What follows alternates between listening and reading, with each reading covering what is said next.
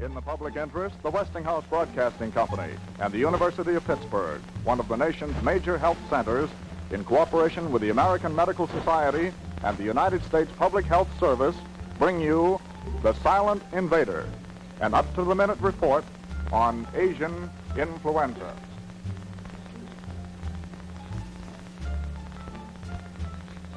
How do you do? I'm Carl Ide.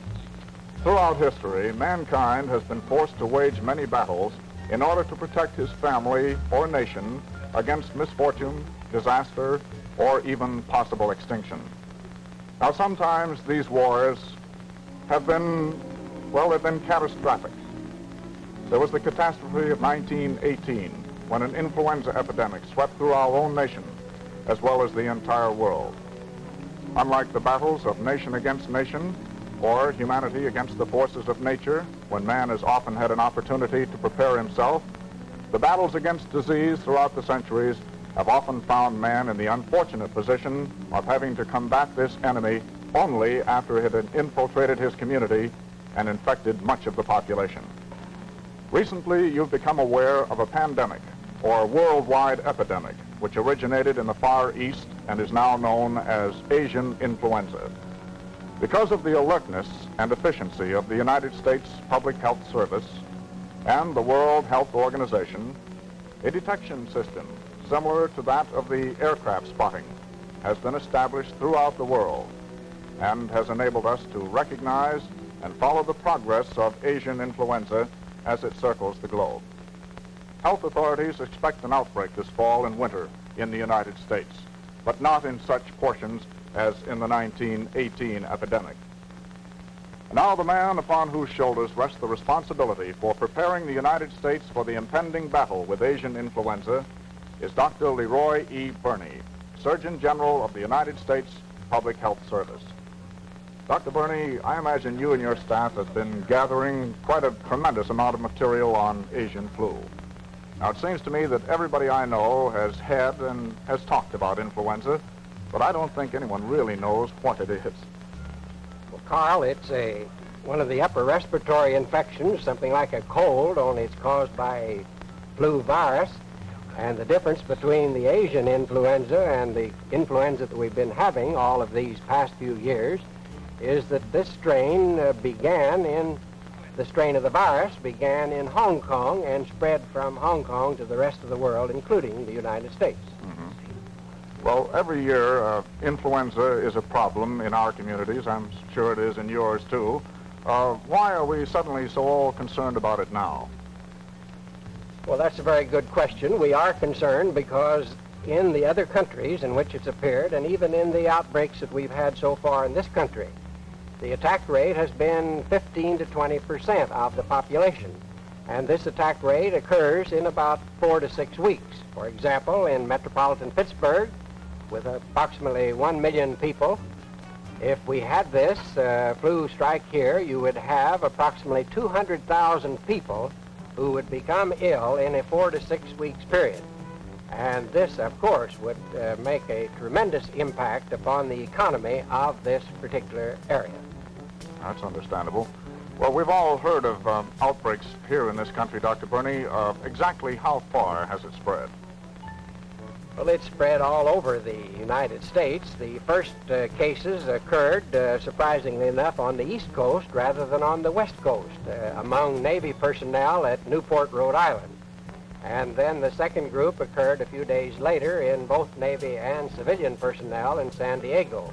Since that time, of course, which was about the 1st of June, it has spread in localized outbreaks to Grinnell, Iowa, to the Boy Scout Jamboree in Pennsylvania, to Louisiana, and to actually almost all of the states in the United States. I didn't realize that actually that was Asian flu that hit that jamboree in our own state. It was Asian flu. That's right, it was. Well, from what I've been able to learn, Dr. Burney, not many people have died as a result of Asian influenza in the rest of the world. Now, do you think the same will hold true here in the United States? We have the belief now, based upon the experience of Asian influenza in the other countries in South America at the present time, where it is in epidemic proportions, and as a result of the outbreaks in this country so far, that it is a mild infection and with a very low mortality rate, and we believe that it will continue to be both a mild infection and have a very low death rate. Well, is there the possibility that Asian flu might turn into, if I may use the word, a killer? Well, that is a possibility, of course, and that has happened in preceding years when we have had epidemics. Back in 1888 when we had a large epidemic, and then many of us recall the 1918-19 epidemic when we had a mild influenza epidemic in the spring of 1918, and then in the fall we had a large outbreak of very virulent influenza followed by serious complications, and then another wave hit us in the February or March of 1919. At that time, as you may recall, in that whole period, we had about 20 million cases in the United States and about 850,000 deaths. But I would like to add that conditions are quite different now than they were then. In the first place, we have a mild strain of influenza, not a virulent strain. In the second place, we have the antibiotics to combat any complications that might arise, which we did not have in 1918. Mm-hmm. Well, Doctor, with the disease spreading so rapidly, what exactly now are we doing to combat it? Well, actually, Carl, we are trying to do three things. One is to develop as rapidly as possible the only preventive agent that we have against influenza, and that is the vaccine against this particular strain of the vaccine, of the virus. And that is being done in 6 of the large pharmaceutical manufacturers of this country. The strain was collected by an alert U.S. Army medical team in Tokyo and sent back to this country, and then given to the U.S. Public Health Service. We distributed to the manufacturers, and they in turn actually began to manufacture the vaccine before we had had the first case in this country. Actually began to manufacture the vaccine before we had had the first case in this country. So now our job is to get more of that vaccine available and to get the public to use it. Number 2, we have to be prepared to take care of the individuals who become ill. And we have been working since early June with the American Medical Association, the American Hospital Association, state and territorial health officers, voluntary groups, and others to prepare for taking care of those who become ill. And finally, the matter of having an alert and an informed public, one who will be aware of the facts without being unduly alarmed. And certainly this program of the Westinghouse Broadcasting Company is a good example of public service to have an alert but not an alarmed public.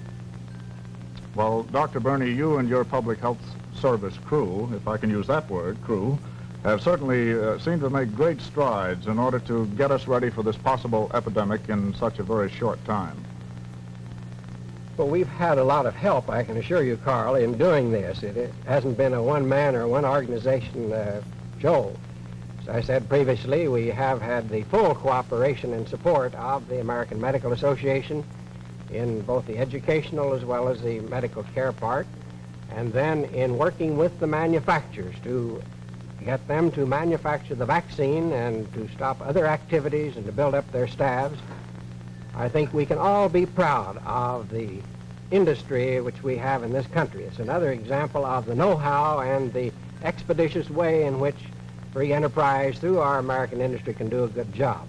The vaccine or the virus was given to the industries about the middle of May, and within 3 months, vaccine was being released through our National Institutes of Health as being both a safe and an effective vaccine, and that seems to me a good example of both teamwork and a very expeditious work by the manufacturers.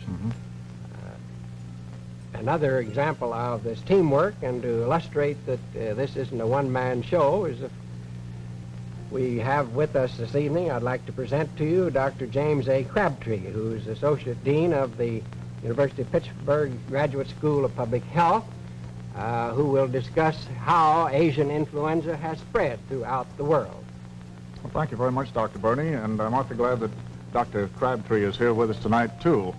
How do you do, Dr. Crabtree? We've been discussing the fact that this Asian flu has covered a lot of territory in a short time. But I would like to know, how did it all get started? Well, the exact point of origin of the influenza virus is, of course, not known. But the current epidemic had its beginning, as Dr. Burney indicated, in Hong Kong and Singapore. This was in early April.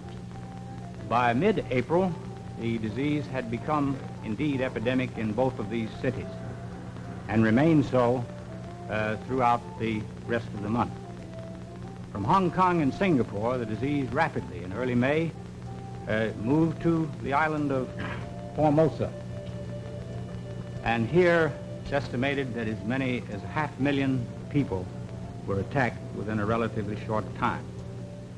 From Formosa, also during the month of May, the disease next made its appearance in Borneo and Japan.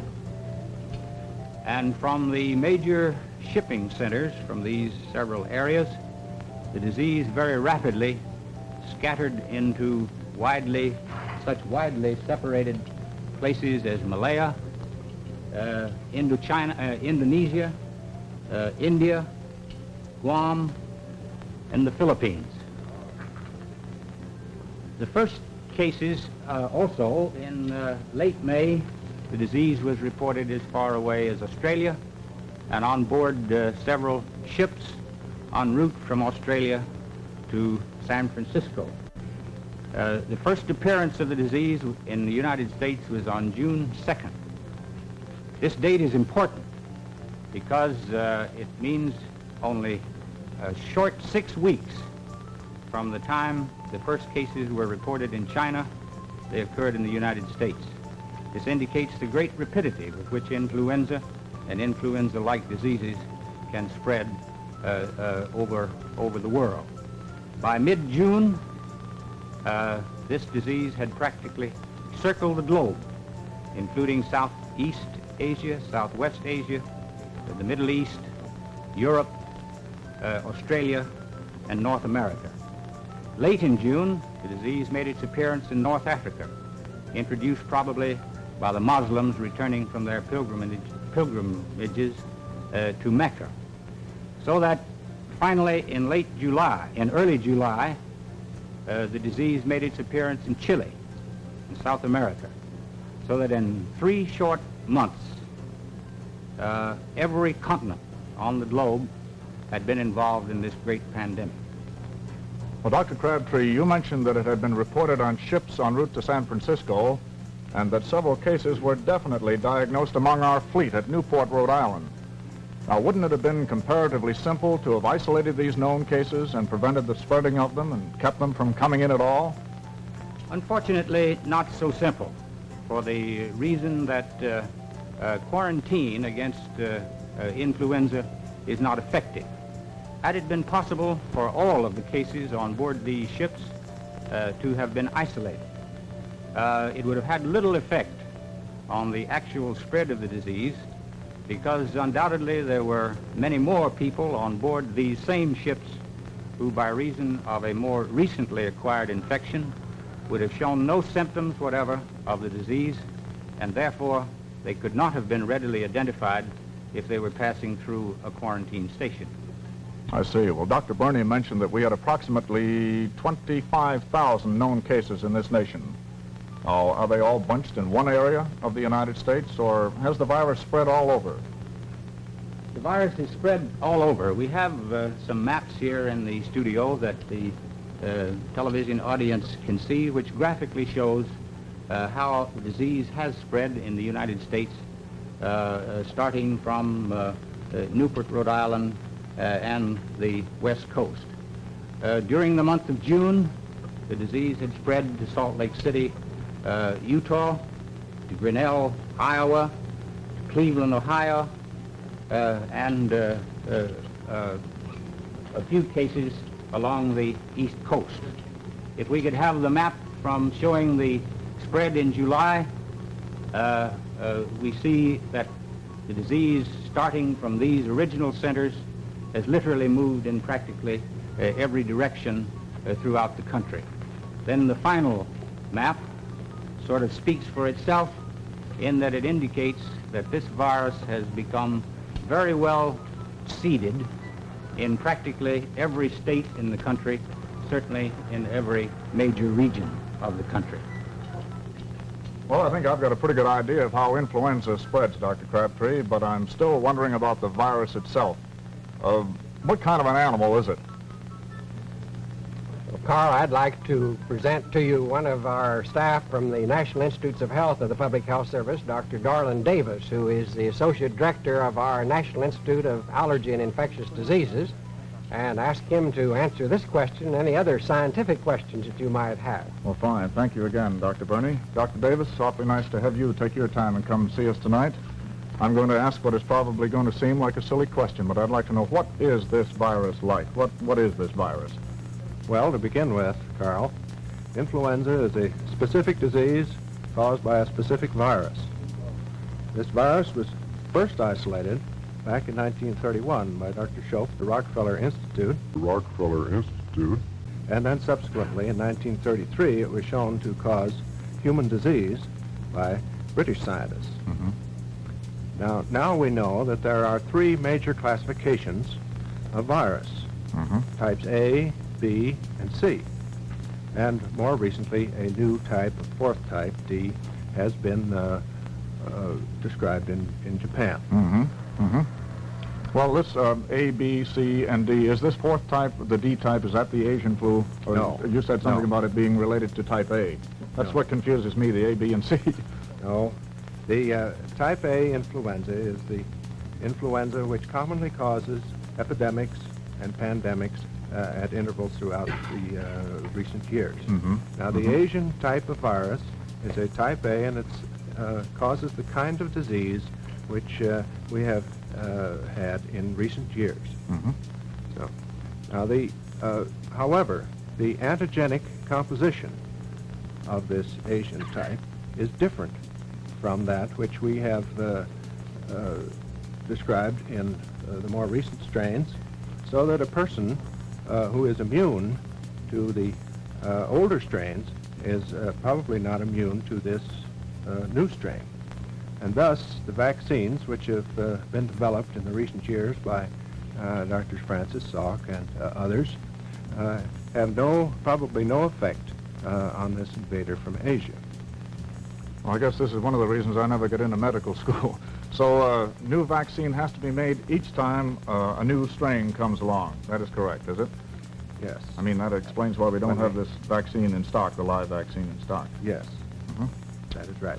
Well, I think everybody's been hearing a good deal about the Asian flu story, but will a person know if he has Asian flu? If so, how?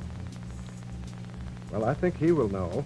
Sometimes his physician finds it a little difficult to diagnose it because the symptoms are similar to those caused by other respiratory viruses or actually respiratory bacteria. So that to be absolutely certain, we must use laboratory methods to make a specific diagnosis. Now, these are generally of two kinds. One is the actual isolation of the virus, or the second is the demonstration of antibodies which appear in the blood of the person who, while he has a disease. Now, this often takes a little time, and it really doesn't help the patient's physician very much, but it is important for us to know what kind of disease is prevalent in the community and to discover what the type is and follow its course. I see.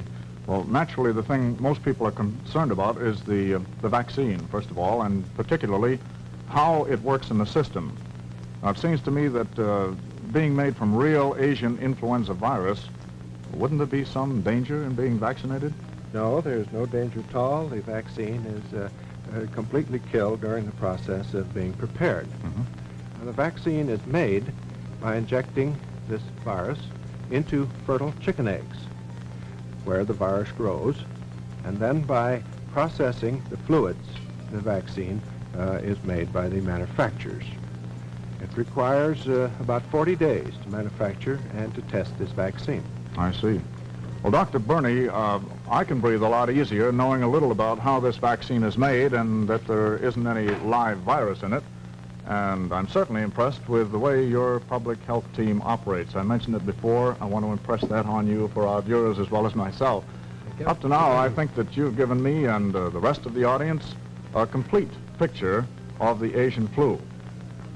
Well, I rather doubt, Carl, that we've given you a complete picture because we've left out one of the most important groups of our total team in meeting the challenge of this new Asian influenza, and that is the American Medical Association, which represents the physicians throughout our entire country.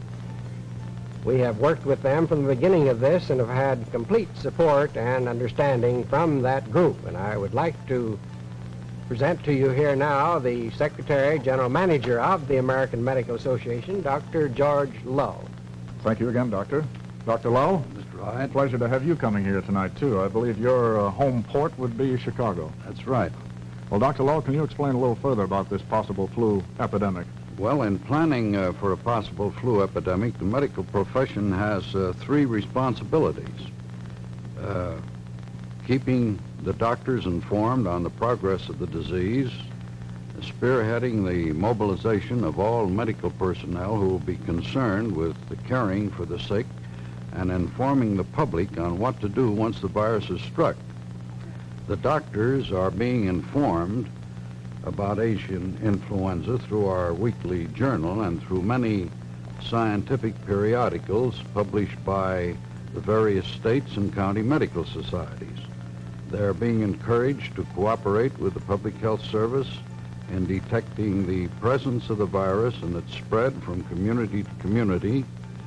They're being provided with late reports on the technical aspects of the disease and with instructions regarding the administration of the vaccine. The American Medical Association has asked every local medical society to organize a committee of those who would be involved in an epidemic so that an agreement can be reached in advance on such matters as vaccine priority, the handling of transients, hospital admission procedures, and so forth.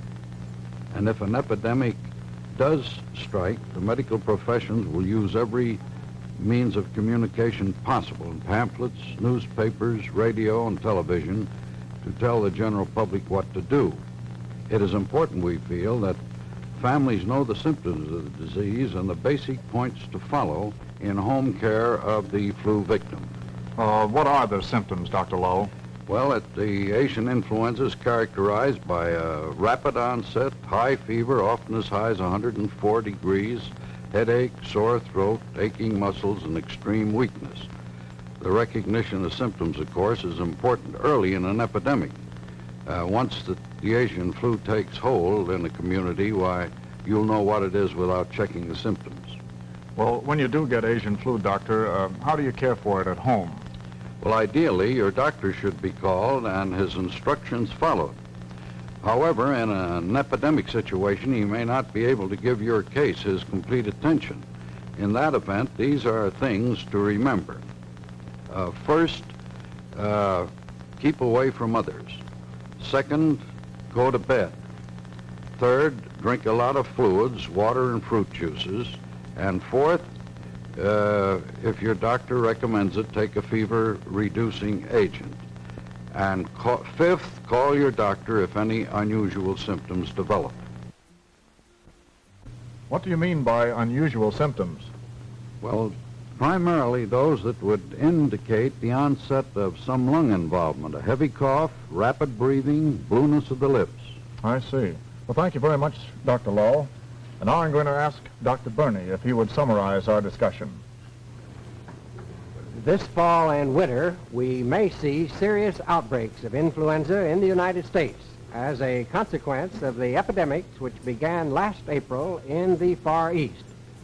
Unlike similar instances in the past, however, we believe that the size and severity of the epidemics can be minimized in this country.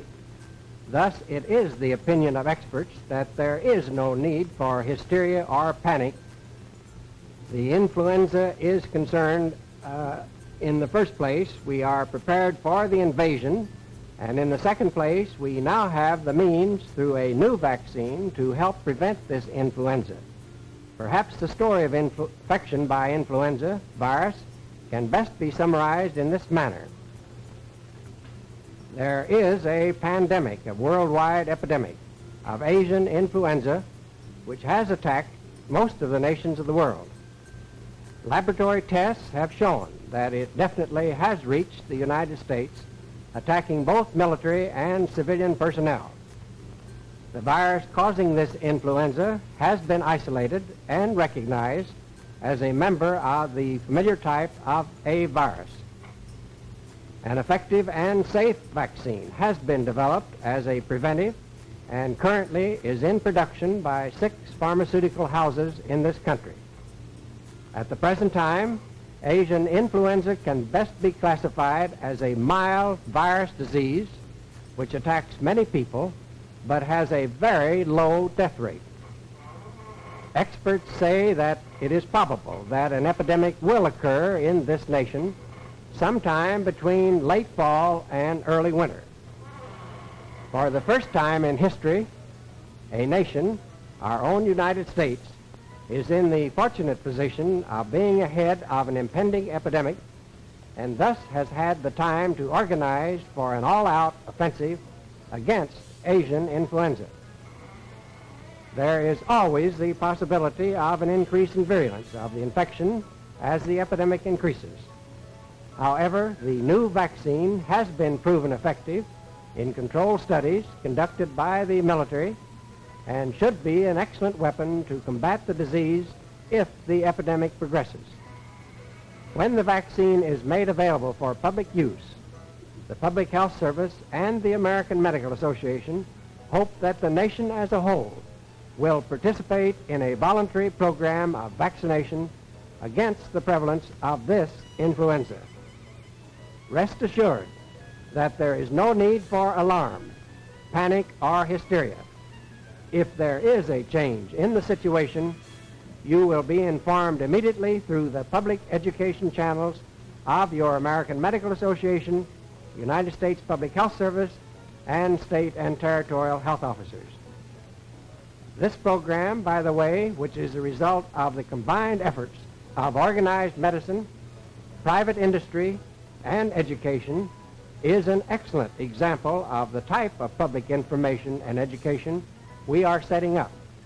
In closing, I would like to urge you to make use of the new vaccine when it becomes available, knowing meanwhile that you will cooperate with the medical profession and the public health authorities if it becomes necessary to set up priorities for those groups responsible for public welfare and safety and who must continue their important services if others of us are temporarily incapacitated by Asian influenza. Well, Dr. Berney, I'm sure I speak for all who have been with us during this program when I say how much we appreciate all of you gentlemen taking your valuable time to come here so that we might be better informed on Asian flu and what is being done about it. Participants on tonight's show have been Dr. Leroy E. Berney, Surgeon General of the United States Public Health Service; Dr. James A. Crabtree, Associate Dean of the University of Pittsburgh, Graduate School of Public Health; Dr. Dorland J. Davis, Associate Director in charge of research of the National Institute of Allergy and Infectious Diseases, United States Public Health Services; Dr. George F. Lull, Secretary and General Manager of the American Medical Association. The Silent Invader was written by Tom Coleman. Produced by Roger Wolf. Directed by Jack Simon. Script research by Rosemarie Scoffiello and Kay McDonough. The Silent Invader has been brought to you as a public service by the Westinghouse Broadcasting Company in cooperation with the American Medical Association, the Public Health Service of the U.S. Department of Health, Education, and Welfare, and the University of Pittsburgh Health Center.